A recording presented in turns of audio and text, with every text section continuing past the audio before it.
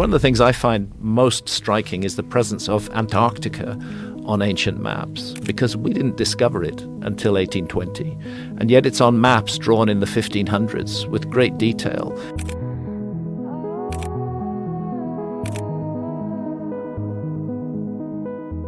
Antarctica is one of the weirdest places on Earth, and from the very beginning, Antarctica has pretty much been a mystery to us. Now, what the is it doing on a map drawn in the 1500s, which we know was based on older source maps when nobody knew it existed in the 1500s? To me, the obvious answer is we are dealing with the fingerprints of a lost civilization.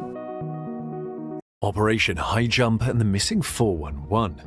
Joe Rogan has been at his podcast for well over a decade now. There, Sam explained the event of Operation High Jump, a military exercise that happened in Antarctica back in the 20th century.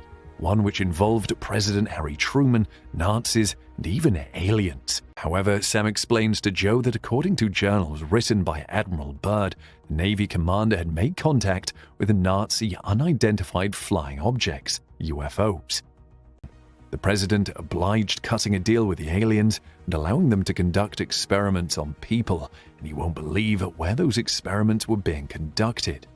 The story of America's pact with the Nazi aliens ends up leading to that of the missing 411, a series of unsolved cases surrounding people who have gone missing in national parks around the country. One of the biggest reasons why Antarctica is so sparsely populated is, unsurprisingly, the fact that it's so cold. Like many secluded and scenic places, Antarctica has attracted a lot of adventurers over the years. To give a bit of an insight into this, Joe Rogan once interviewed Colin O'Brady, one of the most popular adventurers and endurance athletes in the world.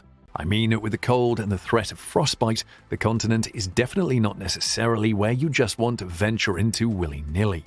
This is because of something called the Antarctic Treaty System. So the Antarctic Treaty only ensures that all human activity in Antarctica is properly planned and managed.